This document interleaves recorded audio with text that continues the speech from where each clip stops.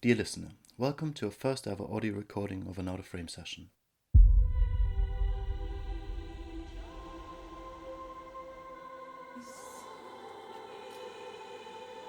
Okay, and now we need this.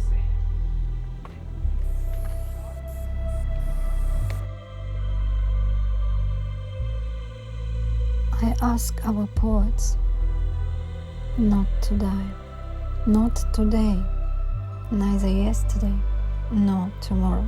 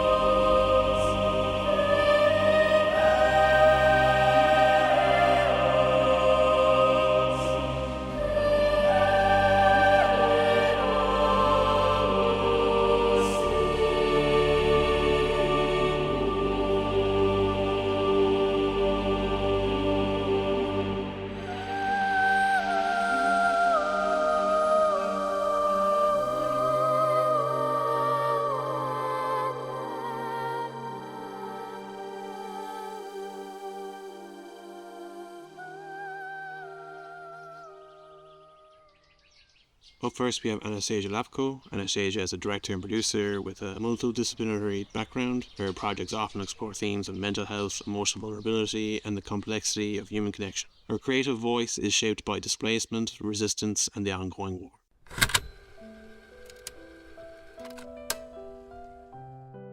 Anastasia, your film Time Loop, absolutely incredible.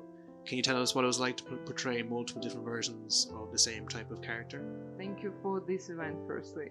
And thank you for coming because it's very important for Ukrainians. Well, probably the first character with long hair on the stage was harder to play because of the lines in English. But it was therapeutic actually to create such work. I made it for myself personally, probably for Ukrainians abroad. I don't think for Ukrainians in Ukraine it's relevant. It's like very different context. The main interesting thing here is because it's my experience and I needed to figure it out, my feelings. Still in the same time I needed to be a director, and it's very interesting when you separate yourself emotionally from the story and trying to be professional, not to be emotional during the creation. This is the main interesting part for me. Did you kind of form quite a close bond with your class making that, seeing as it's a very personal story to you, and probably you had to, like, I noticed you were in someone's room, whether it's your own or someone's, for a very long time. Did you gonna have to share a lot with these people for them to understand what's kind of going through your character's head? Yeah, actually, I needed to make myself like don't care at all about my feelings, like as much as possible, because because people around they're doing their technical job, and usually people don't really care about like the writer's feelings story. Like their job just do it like to create a film. So you're a leader, like a director, and you have to be like most technical as it possible. How did you go about filming each block? Actually, we started in Ukraine.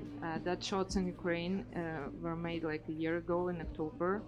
I went home, and actually that shots were taken for different projects, just like music fan video. And then I came up with the idea to make a short film, and then like I asked that cinematographer Anastasia to if I can use them.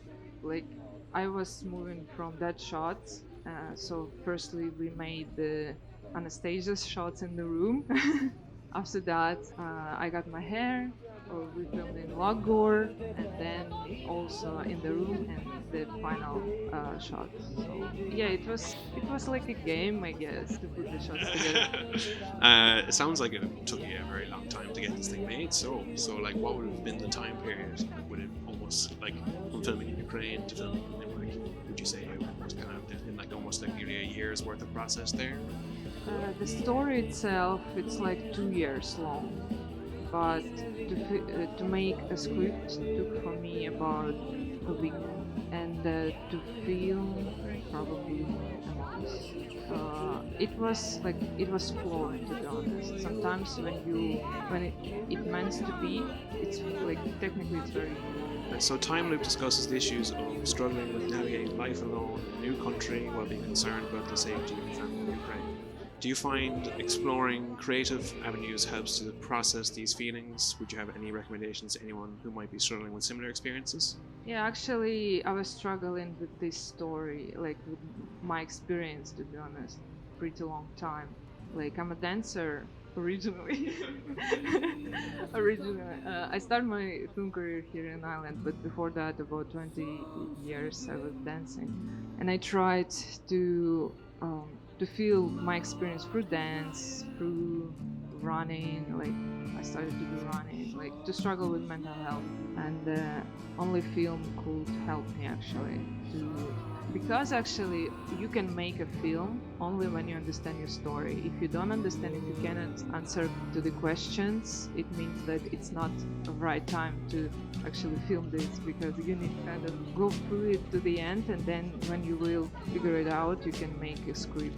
I would advise everyone who is struggling with their experience to create something means to win all of them. Yeah, you don't mention anything in any of your kind of profiles that you have a dance kind of background, but I could tell from the film that like it was something you were very in tune with. Like I was like, it surprised me. I was like, I kind of felt like the emotion of your character as you were kind of expressing yourself in that kind of way. Like I just, because I don't dance about a year already, I was focused on filming, and I don't know what to do with my choreo profession, to be honest. I understand like it's very big field to develop myself and in general ourselves, so you need to choose something one. I chose film, and I'm very glad. I feel very lucky to have opportunity to develop my film skills here in Ireland. We're lucky to have you. My next question is, why are the characters in Time Loop not allowed to interact with each other when there's conflict between them? I think for me it was very important to figure it out, like to give them opportunity to figure it out, but do it right now. So sometimes the conflict can live inside of us for a very long time. So actually these rules were made to avoid the conflict, because sometimes people are very attached to their issues or troubles, and they like to bring them to the future too. Like I understand it's very hard to cope with the troubles in life, but sometimes you just need to grab yourself together and figure it out, and talk to yourself. And I really I'm proud that this film not about me and someone who hurts me. It's about me and me, two versions. So it's very, I think it's wise because we need sometimes just turn back and talk honestly, firstly to ourselves. I'd actually wholeheartedly agree with you. I think it actually makes it more interesting that these two aren't having some big heated arguments. They're trying to understand each other and having an open and honest discussion about it. And it kind of made me, like, I'm pretty sure everyone in the audience might have felt this way. It kind of made me think of how an interaction between my younger self and my older self would have been like too. It's definitely something I very much was invested in. I'd like to see that type of storytelling being seen more in these kind of time loopy, time travel-y films, you know. So on to my next question here for you. Time loop actually quite relates to the last question here. Time loop explores some really interesting kind of sci-fi elements. Is this a particular genre you're interested in pursuing further, do you reckon? I liked this genre first, and the main reference to this short film was Maniac series from Netflix. I really liked this series because of the actors, I guess, too, but also the idea was to figure it out, feelings through the equipment and robots, and time loop is very nice room to develop ourselves, like to figure it out. Like there are a lot of cool equipment around. At the same time, it's all robots, so you need to actually make this connection between souls first, which is the hardest part. Like probably it's very relevant this year actually, when with AI and all that stuff around, that people actually they just disappeared in equipments. Absolutely. It's actually very. How long ago did you make Time Loop again? 'Cause it's very relevant right now with what you mentioned about AI. It was my student work, so it came out in May this year. Yeah, and like I started this a year ago in October, and I finished this in March. I would like, if you had the opportunity, I would love to see you pursue that type of the time loop further with different characters or all that kind of thing. I think really there's a lot of potential there to explore. What would you kind of consider your writing process when it comes to creating these stories? For all filmmakers who want to make stories, I would advise to do diaries. Diaries is very important stuff, because usually, like I personally, I forget about everything next day. And actually it helps me to cope with mental health too. Not to post it on Instagram, but post it in your diaries. Yeah, and make it your habit. Preach it. It very helped me actually. A lot of lines were taken from my diaries. That's really insightful, you know. Like I actually, like I'm very bad whenever I see a pen and paper. I kind of like I have all these amazing thoughts and ideas, but then when I have to just put it down, I'm like, eh. So like I'm so used to using the phone, I just use the notes pad. Yeah, I also noticed that I have my thoughts. I'll speak it up to my friends, and I don't have any desire then to write it down. And I'm like, I needed to write it down first, actually. But you know, I if you do wanted to put these stories to life, I hope you have the support there to help you make it, because you know I would love to see what you come out with next after Time Loop, or if you have anything in the works right now. So now I've got a quite a big question for you here. I think it's something that you've taught me a lot. I think it's something that like has been very glossed over, and it's quite fascinating. So you've covered a really important issue on your social media regarding the betrayal of Russia through films, TV, all that sort of stuff. And I found your video on Marvel's The Red Guardian really, really fascinating. And I think it's quite interesting how David Harbour is on both sides of this, because you also cover how season 4 Stranger Things goes in, like, is quite accurate with its methods of torture with the Russians for their prisoners of war. So would you mind sharing some of your insights about this issue with us? It's quite a little context. I'm trying to make videos like on social media about Russian characters or Ukrainian characters. I just started, but still like have some thoughts to share in Hollywood movies mostly. It's very interesting to explore, because a lot of pictures of that characters kind of not from right position, I would say. And I'm trying to figure it out how it works actually, because a lot of them contains Russian propaganda, and probably like my idea here was to reach people, but it's still like it triggers Instagram anyway, and I like to do this, and I believe in this idea. But why actually Ukrainians are posting all these interesting videos about Ukraine right now? Like we wasn't really proud of Ukraine before the war, before the invasion, when someone is trying to destroy your country, your nation, your home, your friends, your families. You're trying to be visible, and you're trying to find that points which would make you visible. Like you're trying to reach people, tell them, hey, look, these characters actually are not right written, or actually Carols of the Bell is Ukrainian, like if you didn't know, like and we're trying to keep it, like it looks weird sometimes for me, because like very proud, but in the same time you're about to lose your country.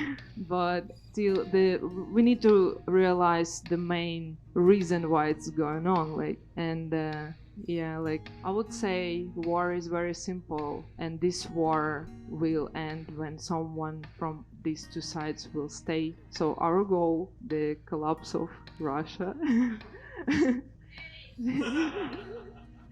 Yeah, and actually people could help us to make this like even economic collapse, right? Like not to support Russian products and just help Ukraine by spread disinformation about Ukraine or learn history of Ukraine, donate to Ukraine, because honestly, why war is simple that those who will stay alive will win. Anastasia, thank you so much for joining us. Thank you so Really much. appreciate it. Big round of applause. Slava Ukraini!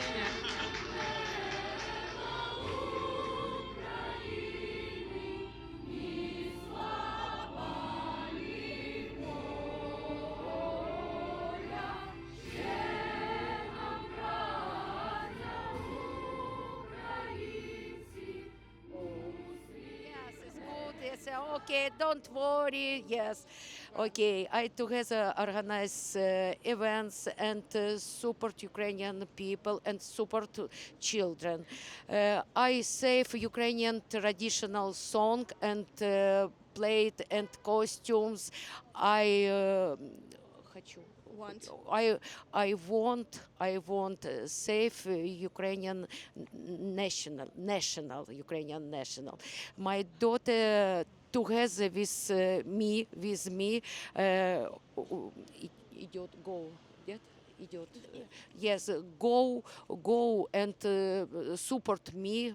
I very maybe bad speak English, but my children my big helper, and Valeria, say please. Yeah, we are. Sorry, what was the question? How we getting on in Ireland? Our second artist of the night is Ola Matso, a poet and actor. Ola was awarded a scholarship by the President of Ukraine for Young Writers in 2021. I hope you all enjoy Ola's work.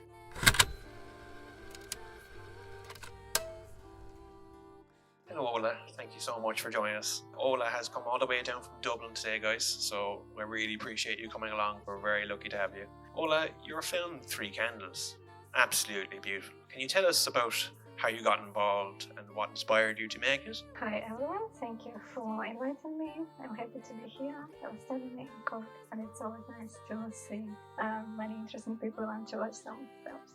But the film, when I just came to Ireland, I met Ukrainian filmmaker and he said like we could make some poetry film, maybe with your poem. Actually, he wanted prose because he saw me perform a short prose, and it was about the sea. So he said we can make something. But I wanted poetry because I always want poetry. I always want more poetry, and I wanted to make this film in Ukraine before the war. I wrote this poem a few years ago, before the war. It was inspired by Ukrainian holiday Epiphany, Водохреща, and also like winter holidays. I spent this winter holidays time in Carpathian Mountains. It's very beautiful, snowy, icy in winter. I miss snow so much. So I wanted to make this film in Ukraine, but I haven't made it. I'm happy that we made Irish version. It's interesting that it doesn't really say the story that was written in a poem, because I should be dressed like this. I'm wearing Ukrainian traditional clothes and Ukrainian headpiece that people are wearing for winter holidays in Carpathian Mountains, especially for Epiphany. And the poem is about Epiphany when people take the candlesticks, and go to the river, and the priest blesses the water, and then people have the candlestick at home as an amulet or something like blessing for the next year. So it's really nice, magical time. And this candles and a flame, it always gives you some hope. Because when I wrote that poem, I had difficult times, and we all have that sometimes. And I really only had candles and that hope and poetry, because poetry always helps me. I can tell you have a very amazing visual kind of mind when it comes to writing your poetry, because you and your director of photography, you chose some really incredible locations, and I would have loved, and I hope in the future that you can make tree candles in Ukraine. I really want to do that and to show you the real story of a poem, because Irish version is beautiful, because beautiful Irish landscape, but it feels like more, I'm talking about how much I miss Ukrainian, and it doesn't really show that story. I need to go there and to make Ukrainian version. The film, it emotionally connects with me through its imagery, but having the further context now of the story behind it, kind of, I think it's really something special. I'd like to move on to my second question there now, regarding your poetry. You've read a lot of poetry in Ireland over the past few years. What kind of inspired you to get into poetry? Is there any particular poet that influenced your work, whether it's Irish or Ukrainian? It's not so easy to say, because I was always writing poetry in Ukrainian at first. It's my native language, and with some Ukrainian dialect. That was also in this video, a few lines. It's Ukrainian dialect, which I really like, and I will always promote. But when I moved to Ireland, my English is still not good, but when you're a poet, language is your instrument, and it's really hard to start even reading in English something that someone translated, and my pronunciation is not good. And I was feeling like, okay, but I cannot live without poetry. I don't really know how people live without poetry. I wake up and I need to read something. I'm happy that I have some poets on my Instagram. I know some poets. And I always need to read something, and I wanted to hear Irish poets, to see some events, how they perform, and to get involved. And I was lucky to be invited sometimes. It's not easy, because your poetry must be very good, and my English poetry is not so good. I don't have many translations, but I like challenges, so it was really challenging for me. But first time I was asking, could you make like subtitles? I'm reading Ukrainian because I cannot read in English. Usually for international events, many people organize it, like for slammers, like they perform in their native language and you can read. But nobody could do that for me, so I started reading in English. Even if we don't understand what's being said, like the way you portray it to us, and just the Ukrainian language, it's really, really lovely to hear. I think we still somewhat resonate with it. I noticed you have a sheet there. Would you be willing to read something for us? Yes. Thank you very much. I'm gonna read Three Candles, but another version. What you've seen in the video, it was translated by American speaker. It's not very professional, but good translation. And he was trying to play with the language and to make it more like my Ukrainian. Because in Ukrainian, it's rhyming, and he made it with rhymes. But I cannot learn all those words. So I have my Ukrainian version. Maybe it's not my English version. It's not so good, but I like to read it. There was an evening. I had 3 candles. I had 3 candles. I held 3 candles. I had 3 candles and nothing more. I saw them burning. I saw night passing. There was a morning. I went out to the water. I met you from the waves. Who brought you to me? There was a day I carried a candlestick. The first candle was burning. You were silent and then disappeared. My second candle lit something in an instant. For the third one, you told me you saw me 3 times. There was an evening. We had 3 candles. We had 3 candles. We held 3 candles. 3 candles for 2 of us, and that's it. We saw in the mirrors 1 face. What else is waiting for us? Nobody would even know. The star fell down from the sky. It had been fallen as a sign. There were nights like this. We had 3 worlds.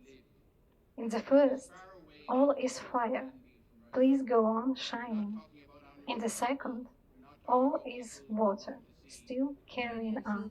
In the third, we are, and we guessed it all. In the third, we are, and we guessed it all. Thank you. Thank you, Ola.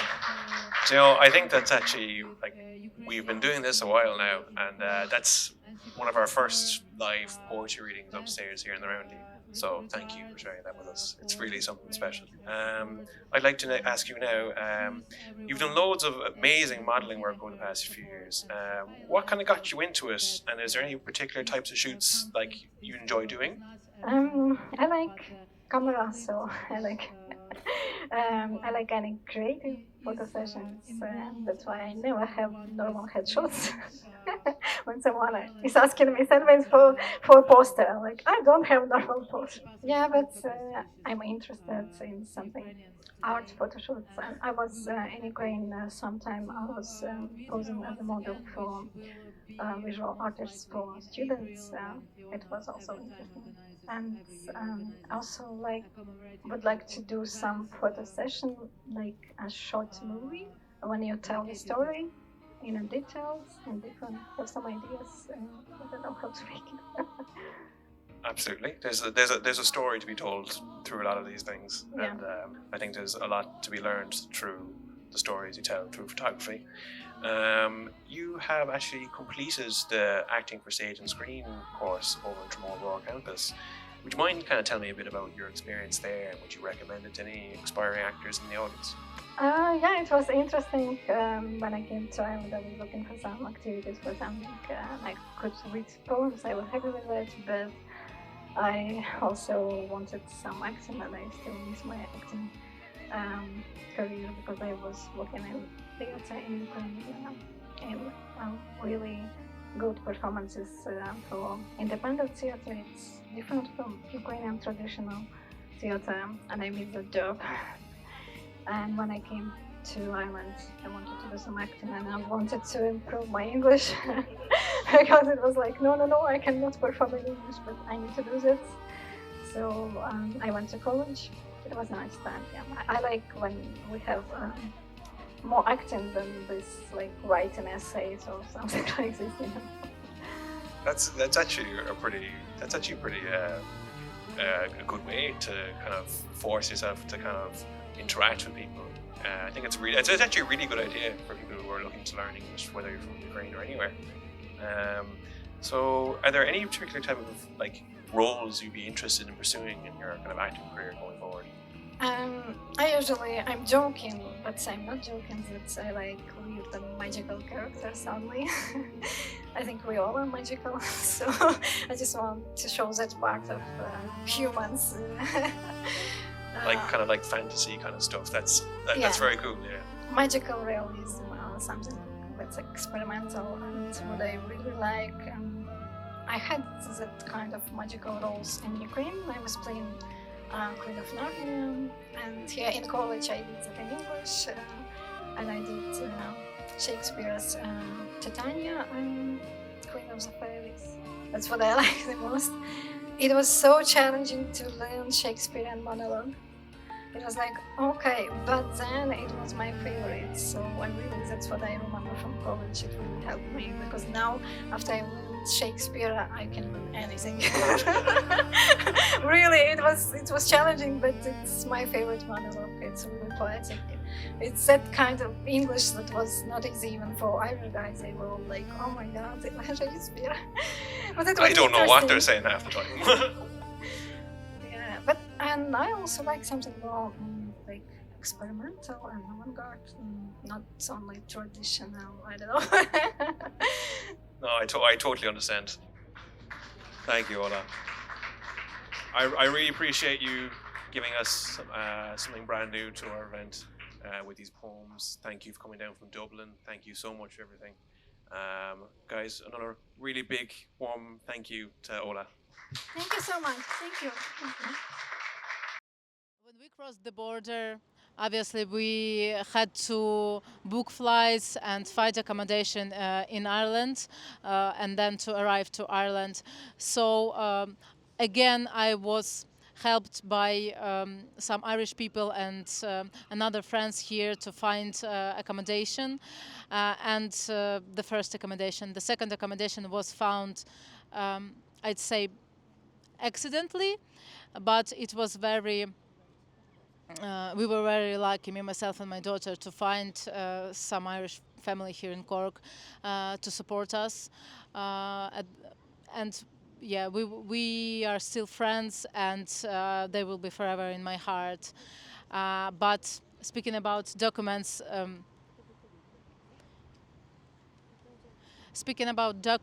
Ireland allowed Ukrainians to come to Ireland without any visas, so it was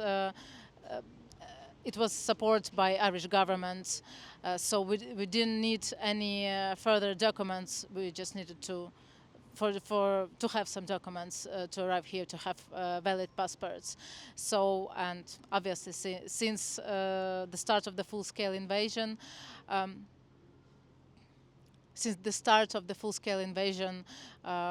Ukrainian families were very supported by Irish government and Irish people with accommodation and opportunity to work under temporary protection. Yeah. And how do you find communication with your family back in Ukraine is at the moment? Is it difficult with everything that's going on? Unfortunately, it is, because sometimes they don't have a signal, internet, electricity there, so we cannot speak good as we spoke before, and unfortunately, it's a little bit hard to talk with them. She fell. Okay, anyway, Okay. sorry. Oh, she's grand.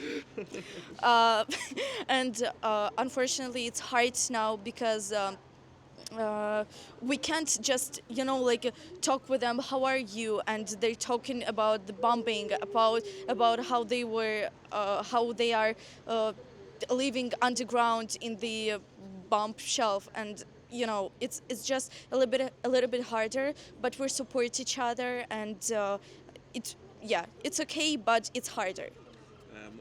How do you find your life in Ireland is different compared to your life in Ukraine was? I think yes, because when I was in Ukraine, and when I left Ukraine, I was 14. So it's a little bit different than now in Ireland. So when I'm getting older, and but I think the more difference is, of course, it's our mentality and how people think in Ukraine, and how we, I think, how people live now in Ireland. It's a little bit different, not in a bad way, but it's just different, and yeah, I think it's. And I have one more question for you.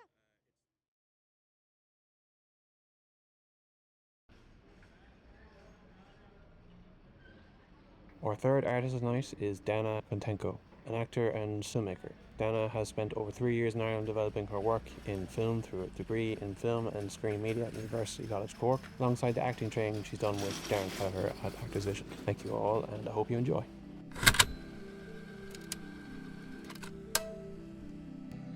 Thank you so much for joining us. I'm incredibly excited to have you here as soon as I figure out how to get on the chair. Thank you so much for having me. Dana, I have a few questions for you about your projects you've shown, but I'd like to ask about you first. Dana, you were originally from Kiev and have been living in Ireland for the past 3 years, but have been back and forth between Ireland and Ukraine since then. Would you mind telling me a bit about your experience of living in Ireland compared to what it was like in Ukraine, and how you go about traveling back and forth, and the difficulties you may have? I usually try to go to Ukraine at least once every year. It was quite difficult the first year. I was really scared to go back. I'm gonna be honest with you, it's very difficult to compare those experiences, because I moved here when I just entered my 20s, and living in Ukraine, like fresh out of school, starting college, the office, like it's this time when you're still figuring out what you want, what you like in life. And even though like I was still very young, I could already feel this kind of like sort of pressure, because I don't know if everyone will agree with me, but in Ukraine, the culture of like achieving as much as you can, working towards your goals, knowing exactly what you want from a very young age is something that most of us experienced. And coming here, seeing that people take their time to figure out what they want to achieve. They're enjoying their college years, and it's very different. But in a way, it kind of like prolonged my carefree years. Like, even though obviously it's very different to move to a country for other reasons than fleeing the war, but it made me realize that I don't have to have everything figured out right now. I can still see what the life has for me, and like what I want to do. That's really insightful. Like, it's an incredibly difficult situation you're in there, where you're used to one type of culture, and then that culture is currently in danger. But you also have to kind of learn to deal with a new culture. But I think you've handled it with amazing grace. Like, it's I appreciate you helping people figure out that it's not, you don't have to fly to the moon tomorrow. You can take your time and plan it. But the time you have spent here, you really made the most of it. You have been involved in so many productions. You're making waves in college, and you're here with us today. So thank you so much. Thank you so much. You have a lot of experience with dancing, and you're constantly learning and practicing it both in Ukraine and in Ireland. What kind of got you into that, and why do you enjoy it, and what would you recommend to people if they wanted to get into it? Dancing is something very special for me. It's like, even though I'm not a professional dancer, I feel like it's one of my big achievements in a way. It's been my biggest fear and insecurity in my teens. I've been watching a lot of choreographies online, and I was so fascinated with the way dancers present themselves, and like how they move with grace and confidence, how they feel confident in their body and with their movement. And I was extremely insecure as a teenager, probably as most of us, but I knew that it's something that I want to try and achieve. And the first time I decided to come to a dance class, I was 18, so relatively late for a dancer to start at that point of life. I remember I was so scared, like about to have a panic attack. I just like froze, and I didn't know what to do, but I just got to the point where it was more embarrassing to just stand there and not trying to blend in and just move and do the same things that everyone else was doing. And after like I did this first step of overcoming this fear, it just got better and better with every time I was coming to a dance class. And I guess in a way, dancing helped me to feel more comfortable in my body, to show my emotions, my feelings through movement. And like as an actress, it also helps me a lot to feel like more grounded in and present in my body and the movement as well. I would say it would be a very important thing for an actor to kind of get involved with, because it is like a lot of performances require a physical story to tell, and the fact that you're able to kind of connect with yourself and the character through these movements is something really, like, I think in time you could be in a position to teach people how to do this, because I feel like you've grown in the future. Yeah. From your music video and from other productions that you're involved in. It's something I feel like it's really in tune to your character, and something that I think you could teach others to join in on as well. Because I know you were saying there about the insecurity thing. Was that kind of like insecurity of like trying something new, or is it like, the environment of work, you have to be doing this, you have to be doing this all the time? I'd say both in some way, but mostly the first one, just being a complete beginner in the room full of people who at that time I thought were doing it for ages. But in reality, when you come to a beginner's dance class or any other beginner's class, honestly, you're full of people who want the same thing as you, just to try something new, to learn, to get better, like even like having those small steps. And usually the first step is the one that's the most difficult one to do. But I'm very happy that I did. And thank you so much for all the kind words. I really appreciate it. It's no, but thank you for being here with us. So you've been involved with a lot of different productions as an actor in Ireland. Do you have any type of approach that you follow when it comes to portraying these characters on the screen? I wouldn't say that I have like an exact formula to use, but I've tried different techniques with different teachers, and I think like the most useful for me personally is trying to understand the character from within first, to see the circumstances, the objectives of a person, why that character is feeling what they're feeling, and going from there. So like instead of showing, like mimicking the emotion, I rather try to understand what kind of feeling they had inside, and then based on this knowledge react to whatever my like scene partner is doing. Just basically like having an honest conversation with them, but just having in mind the background of the character. Would you say it's similar to any sort of commonly known acting technique, like method or? Yeah, I think usually it's something that's associated with Stanislavski's method. But there's been like so many different ones with trying to like achieve. Some of them are very difficult for me to understand. I'm not gonna lie. Like, you know, like how you have to imagine that you're in present and past at the same time. This is confusing for me. I like a clearer approach. But I would say a lot of actors are using the same way. I think it's important what you said a minute ago as well about how you kind of have to work with what your partner is doing in the scene, because you might have one very strict way of approaching a character where they might have a totally opposite thing, and those two things might not connect with each other. So it's kind of important to adapt to each other's technique and see where you can find the middle ground. So what did you learn as an actor when approaching directing with the music video? Is there something kind of different? Like, did it give you a different mindset to what you usually have, or something like that? I would say so, because as an actor, you're usually extremely focused on the way you perform, and the rest kind of like you just trust the team to do it. You don't really think much about what has to be filmed, what's the timing. You're just there and you're waiting for your time to be on set and perform. And then on the production side, it's very different, that there's a lot of things to keep in mind at the same time. And what in particular in this project, what was difficult is directing and acting at the same time. So you're performing, but at the same time you keep all of those worries in mind, like, okay, now this location, then we have to move, we have to change this, okay, but what about the angle and stuff? And I think what was very important for me to learn from this project is that you don't need to worry about everything altogether, and you just need to trust your team, because I've had an incredible team that really were focused on what they were doing, and they didn't need me as much as I thought they did. So that was a very important realization for me to get, and I'm very grateful that I realized it at that point, and now I know it, so now I can be a bit more relaxed, you know.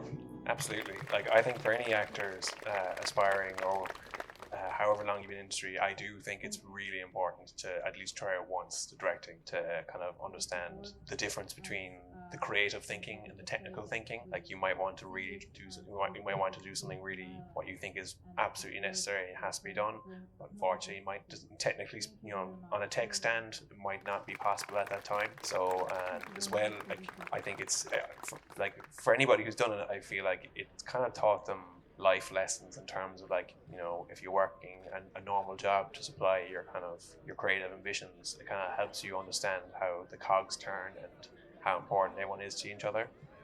So absolutely, yeah.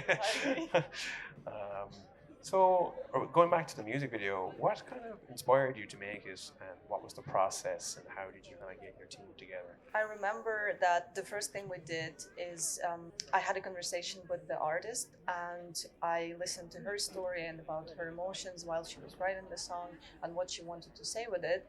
And then, having this idea in mind, me and my close friend, we had this like brainstorming session, creating a story based on her feelings. So basically it's just a creative exploration of, with having those given facts, what could have been a life of a person like going through healing from childhood trauma, and how it could influence someone's life.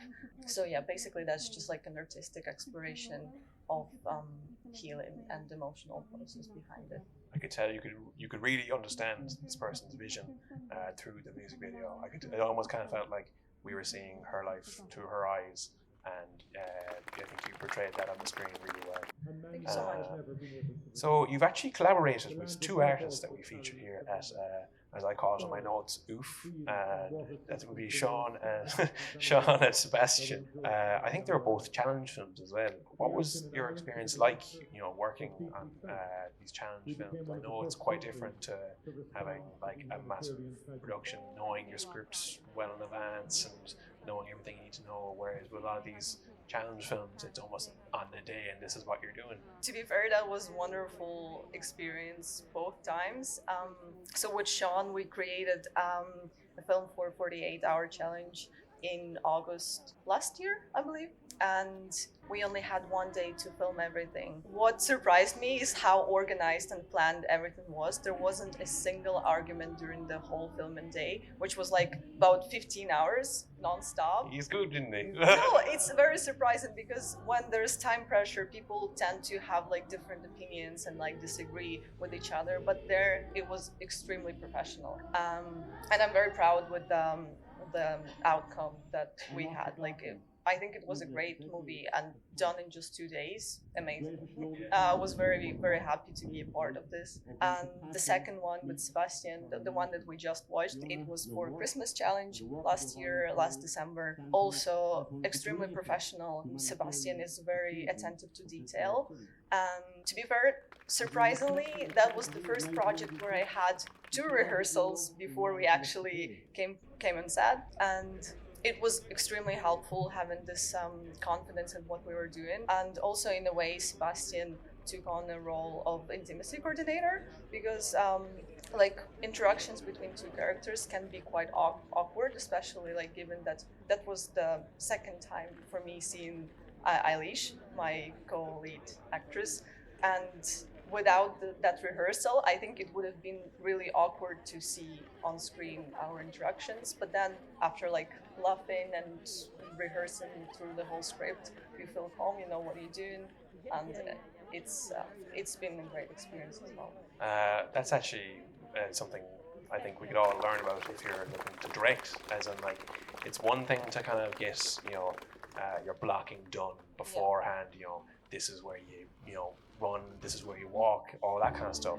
And I think if you're thrown into a role last minute where you're meant to be someone's best pal or something, talk to someone for a few minutes and you can kind of begin to form the bond. But if it's like a romantic relationship you have to portray on screen, I think it is quite, for every production, I think it is quite important that you have a trust with each other, trust that you can portray the love on screen, and I think you guys did a really great job of that. And when rehearsing with Sebastian, was there any kind of techie stuff that he ran through with you? Was it just script rehearsal, or was it kind of did you still do a little bit of the blocking? At first it was just reading through the whole script, but then it was at my place, so I was really comfortable. I don't know about Eilish, but we had to lay down on the floor and go through the scene, almost kiss scene, and we were laughing a lot because it is really awkward.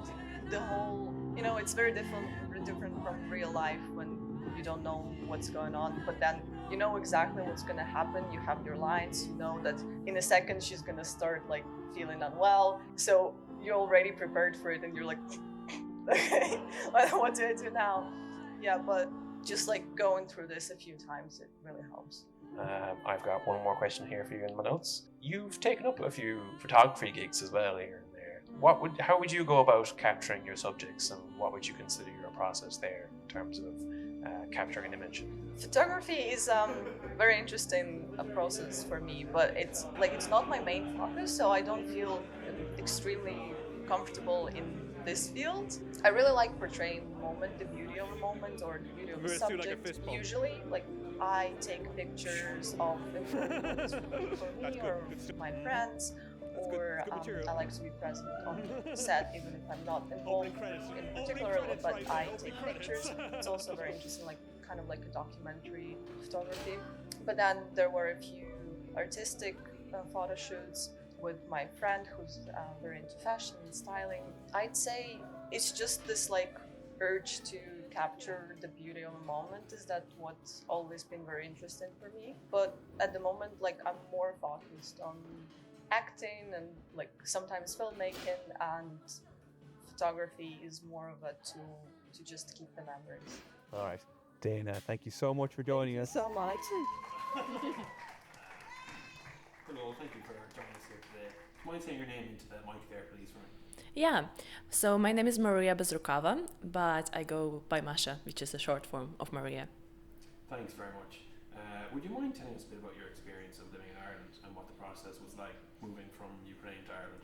Yeah, so as you know, the full-scale invasion has been going for 4 years, and it started on 24th of February 2022, and my town became occupied. My town is Kakhovka, which is in Kherson region, and so I lived with my family for 5 months under Russian occupation. And when we decided to move, and it was not safe to move to the Ukrainian side because the roads were not safe. And so we moved through Crimea and Russia and Estonia, Latvia, Lithuania. And then we moved to Ireland. And sometimes people ask me why Ireland, because my dad had a friend here and she said that it was good here. It was actually a funny story, but for another time. And I was worried at the beginning because I was thinking like language barriers, and I was thinking I would get to learn like Irish, or would I speak English, so various things. And when I moved to Ireland, and it was an experience because it is hard to leave your country and to adapt in a few days and just to move to places and not to know how it's gonna be. But in the end, I'm very grateful to Ireland and all the support that we get as Ukrainians and all the Irish people. Like anytime I'm talking to people, I'm like, Irish people are so nice. Irish people are so good, because I knew that like not everybody is so nice, and I really appreciate that.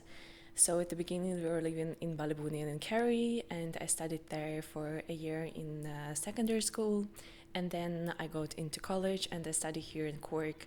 I'm in my 3rd year of theatre and drama degree in MTU, and yeah, all the experience that I had with like in terms of Ireland were great. You know, it's not perfect, but nothing is. And I always tell people that it's safer than in Ukraine right now. So the things like the weather that we cannot affect, or the buses that we cannot affect, you know, it's always is. And again, it's the first is a question of safety. And I'm also like very grateful to have my close family with me, because I still have family back in Ukraine, in my city, which is under Russian occupation, and all over Ukraine now. And I keep in contact with them. And of course, like right now it's very hard because they don't have electricity and it's cold and there's no connection. And also like knowing like my grandparents would be in my occupied city, and it's hard sometimes when they have health problems and there's no access to like medicine, a very hard access to like things. So it is a lot. It is a big way of adapting. I think I would like to share a small story, if I can, that's something that keeps me like, I feel like community is very important. The community of Irish people that support Ukrainians. And one sweet example from just my personal would be that I have like monthly book club that I join, and like Ukrainian people talk, and it started in my original school.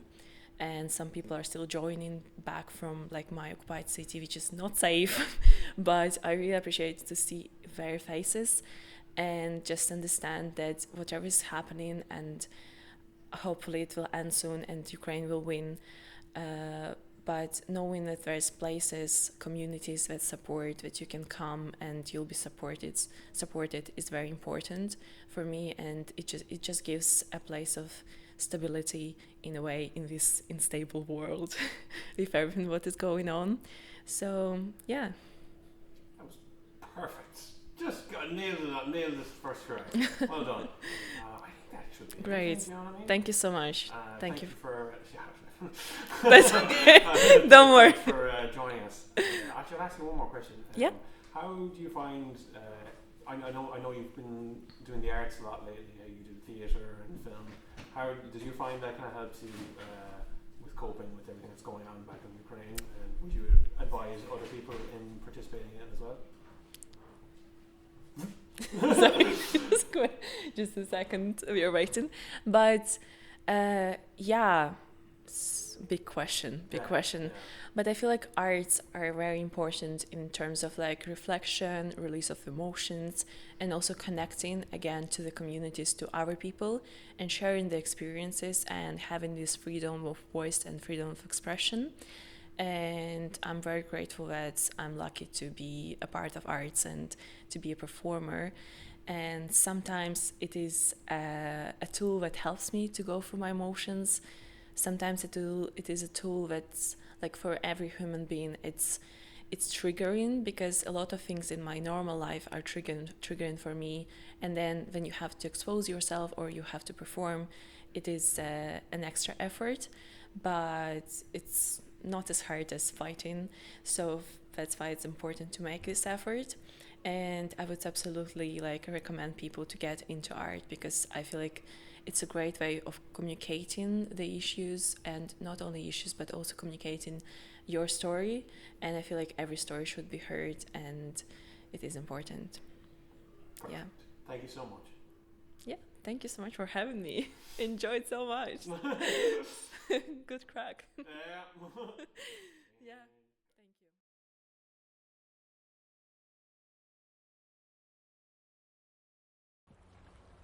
you. Our fourth artist and final artist of the night, Out of Frame's very own Yelizaveta Zavarich, an amazingly talented director. Yelizaveta explores themes of displacement, cultural identity, and expresses socio-political critiques. And thank you all so much for joining us, and I hope you enjoy this next session.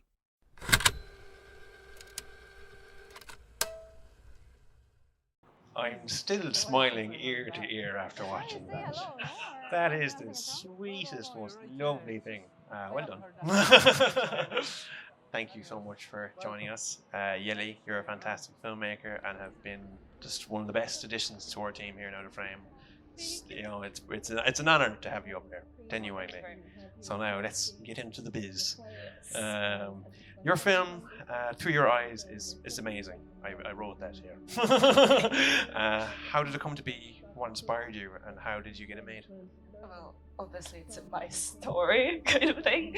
I started at UIG, and we had a script writing class, and we were supposed to write a short film. I was like, what can I write? Exactly. What can I write? Actually, that would be very easy to make. And so I started writing, and then I actually understood that I'm missing another part. And Jack came in as a co-writer with me, and we finished the script together. And then bam! my all-time support system. That little rascal in the corner there. I showed him a script, I took him out for a coffee and asked him if he would think it's possible to make it, and he's like, yeah, I'll be a producer. That's how it all come together. You say you co-wrote it with Jack. Had you kind of co-written anything before? It was your first time kind of like collaborating in the writing process? No, not exactly. I had a film before that where I kind of see the director role as bringing different talents together and do that as a collaborative creative work. And so I had another film where we both worked on what we wanted to show. And so this is my experience with different people, whereas we just wrote it for simplicity for a short film, for just two people walking around and talking and experiencing different things. I just needed some Irish intake on that. Yeah.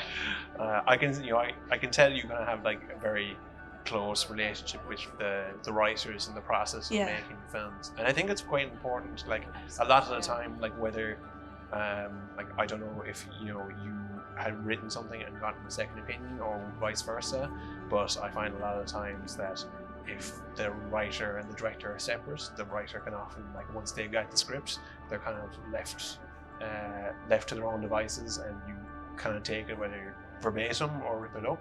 I think it's great that you had such a personal story presented in such a human nature. It's something that like I wanted to stick around with these guys. You know what I mean? They're nice characters.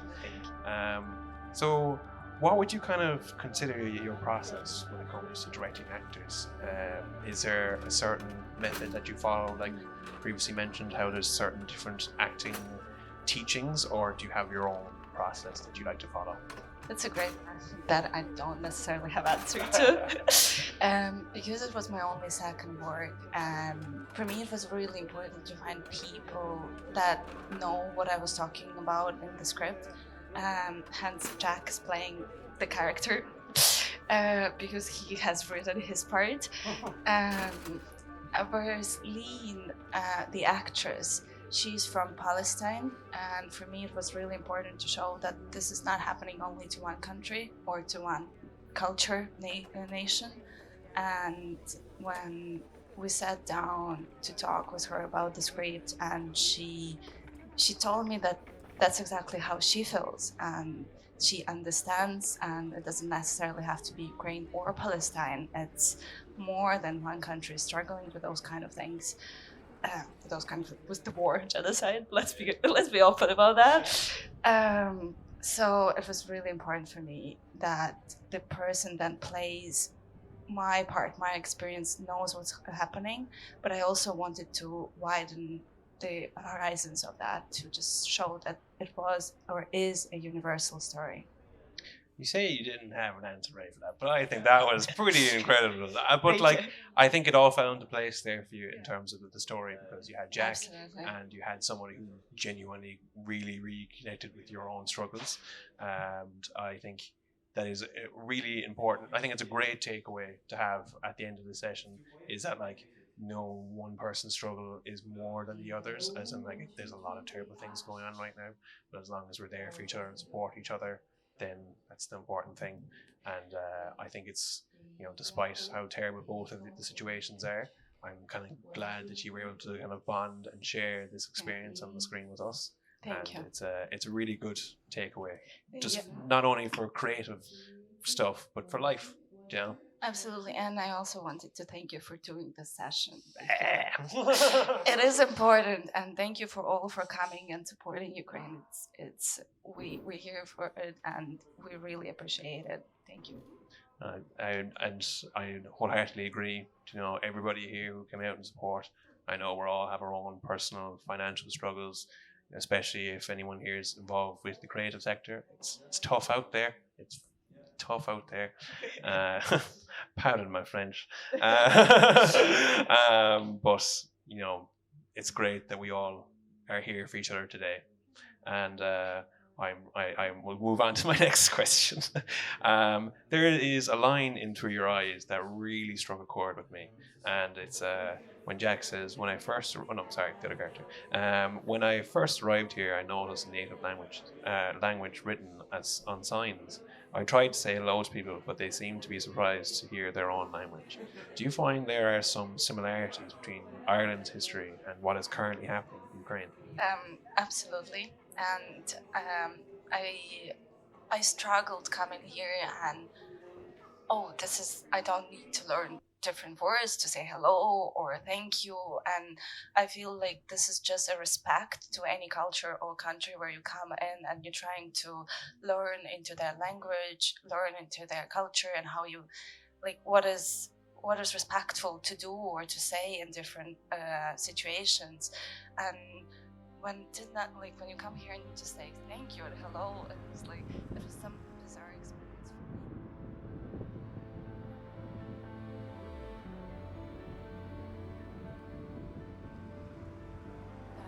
Coming in here and saying those words, people react differently, and I could see kind of myself in them as well, because when I would be in Ukraine and a foreigner would say to me something in Ukrainian, I would be like, wow, someone speaks to me in Ukrainian, whereas I don't speak back to them in Ukrainian, you know? And this hurt deeply because now we are struggling and we're fighting literally for our language to be alive. And when something like that happened, and now Ireland is a peaceful country, beautiful country, but I kind of relate our struggles to the Irish language here, and I'm on my 300 something streak in Duolingo in Irish. So I think knowing the struggles that we're going through and knowing the struggles you went through, this resonates deeply with me, and I kind of want to keep both languages alive. That's the best thing you could say to an Irish person. I do hope that the future will be peaceful in Ukraine, and I hope that your culture and your language is kept. You know, there's no difference. You know, it stays the same. Unlike, unfortunately, with ourselves, where like we're more like 100% English speaking place now, and you know. I remember in school being annoyed having to learn Irish, being like, I don't need it. No one ever uses it in the shops or anything. And now, like, if on reflection as a 25-year-old man, I kind of really wished that I understood the importance of learning the culture. And I see that line made me kind of go, oh. Yeah.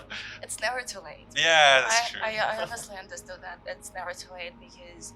I'll just add one thing here because I haven't spoken Ukrainian until I was 25. People around me would understand Russian, they would change to Russian or switch to Russian, and like there was no necessity for me. Although I always appreciated Ukrainian and I always wanted to speak Ukrainian because of how beautiful language is, but just the fear of butchering the language and then people would judge me for that. It's just, and after the full invasion, my friends were like, we will support you, like nothing is gonna happen and you're not gonna die, you'll just switch to your own language, you know. And because of the amazing support system I had of my friends who were supporting me and just helping me to find the right words, and like naturally it went really easy to just switch to Ukrainian, and now sometimes I receive that compliments that my Ukrainian is the most natural Ukrainian they've ever heard. That's so good. It's never too late. I am glad though that you do have a support system in place there. I think it's really important for everyone, no matter where you're from. And on to my next question here. What kind of got you invested in pursuing your career in filmmaking? That's a great question because I've been wanted to be a filmmaker since I was 8 years old, and I had a very rough relationship with filmmaking because I was on and off and I just couldn't figure out what I wanted to do and how to start. And honestly, being in Ireland, my dreams came true, and having all the team and having Betty, it just helps you to move and do what you like. And just here I am surrounded by people, like-minded people, and that are happy to help and happy to support you. So this is where I'm finally feeling like I could actually make a film. Yeah, absolutely. I find that with, not just because I was born here, but like with Cork, I find like I've been to other counties, other countries where I meet a few film folk and all that kind of stuff. And I do find the community here. You get like if you go anywhere else, there's like a kind of a culture shock almost, because I lived in the UK for about a year, and I remember there was a lot of I'm doing this next week. What are you doing? And here there's a lot of hey man, do you want to hand me anything? I'm here if you need me. And it's it's something that it's like if you need to just move on from here for another opportunity, it's something that it's very hard to let go of. And like you said, it's great to have each other. It's great to have Ben Out of Frame. Absolutely. Like you won't although it's not exactly easy here. There's all these roadblocks. Like you need a car, you need these kind of credits, you need this, that, and the other. the one thing you won't find anywhere else compared to here is just the willingness to support each other. Yeah. No terms and conditions, just wanting to make each other happy and wanting to make each other's visions come true. Yeah. You know? The community, absolutely, yeah. Yeah. So have you any other projects that you would like to make in the future now after this film? Sorry, we're just in the middle of writing our second short, and I've done my part, so I'm waiting for no pressure here. I hope it's something we're gonna put into life as well. It's not as easy, and I kind of wanted to make it longer and more impactful as well. We'll see how it's going to go. I won't tell you a lot, but I hope you're going to see it on screens in a year or so. I'm sure we will. Thank you. I'll ask one question though. Yes. And you don't have to answer it now, it's okay. Yeah. The last film we saw was a very human, one-on-one character kind of film. Would it be something similar where there's like Absolutely. All right. It's also going to be a day of two characters, and kind of also my experience. So that's where we're going for. That's really good. What was it? Is there any particular director that inspires you in your work, or something you would like to kind of have a similar career as? I really like French New Wave, and just simplicity and just love for just be there in the moment. I also love Ken Loach for his topics and what he explores, just the human natures and all the struggles that are happening. And I also love Aki Kaurismäki, the Finnish director. He is just The Fallen Leaves also explore Ukrainian struggles when it just happened, the full invasion. I highly recommend to go and watch the film. It's just the simplicity in there. It's just like struggles of humans, and just while there's so bigger things happening in the background. Yeah. I'm actually a big fan of the old Ken Loach myself. That's great. I know he recently retired. It's such a shame because sorry. I always dreamed to work with the filmmakers like that, and I was like, I'll be there, can't wait for me, and he was just, no, I'm retiring. Yeah, what was this? I find that he is one of the only, like, he developed the kind of kitchen sink kind of thing, and I feel like there's been lots of filmmakers who have strongly replicated that, you know, like who have, like, he is the master of it, but he has inspired a lot of very natural storytelling. There's no kind of like big moments per se, no big kind of like just drama. It's just human beings, people. Absolutely, and it's just, you know, sometimes those are the most interesting stories you can tell. Absolutely, yeah. And I believe I have one more question for you here.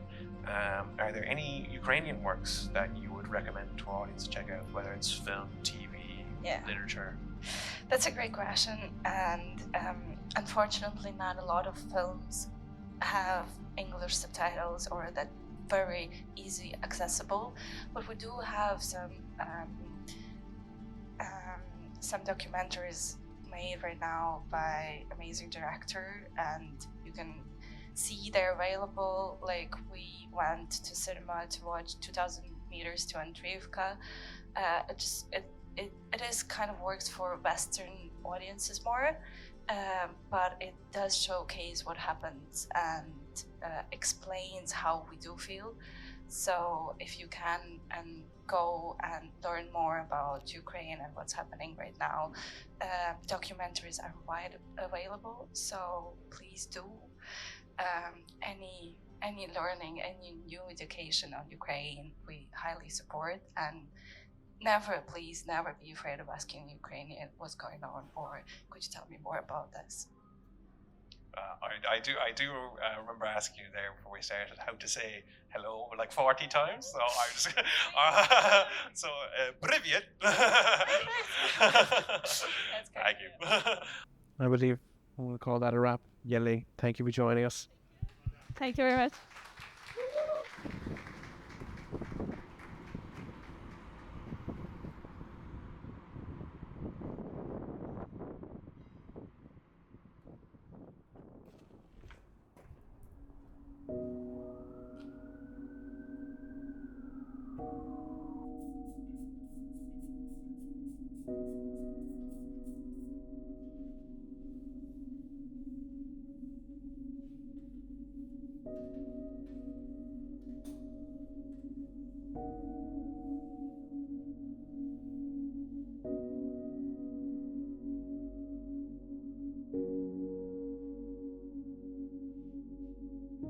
Thank you so much to all the wonderful, wonderful artists that joined us tonight. Thank you, Ola. Thank you, Anastasia. Thank you, Dana. Thank you, Yeli. Thank you, Benjamin, for putting on this for everyone. Yeah, give us a big one. Give us a big one.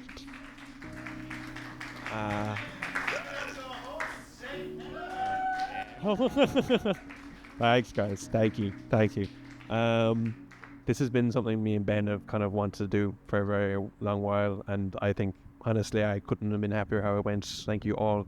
Like, the biggest thank you I think really is to the people that came out here and supported Ukraine today and showed your love and appreciation for our Ukrainian artists tonight and Ukraine itself. So thank you the most, and thank you all so much.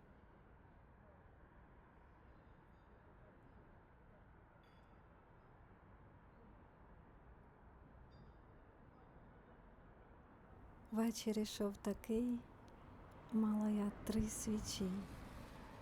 3 мала я свічі. Свічі я мала 3. 3 я свічі тримала. 3 мала 3 свічі. Свічі я 3 тримала. Мала я свічі 3. 3 свічі та й усе. Більше не мала нич. Виділа, як горять, як проминала ніч. Ранок ішов такий, вийшла я до води, стріла тебе з-за хвиль. Хто ж тебе приведе? День наставав такий, несла я свій свічник. Перша свіча горить, ти помовчав і зник. Щось розпалила вмить друга моя свіча. Третьої ти сказав, тричі мене зустрічав. Вечір ішов такий, мали ми 3 свічі. 3 мали ми свічі. Свічі ми мали 3. 3 ми свічі тримали. 3 мали 3 свічі. Свічі ми 3 тримали. Мали ми свічі 3. 3 свічі, як на 2. Мали ми те й усе. Виділи в дзеркалах ми на одне лице. Що нас чекає ще? Так би ніхто й не знав. Впала зоря з небес, падала, наче знак. Ночі пішли такі, маємо 3 світи. В першому все вогонь, далі мені світи. В другому все вода, досі нас ще несе. В третьому світі ми і загадали все. В третьому світі ми і загадали все? В третьому світі ми і загадали все.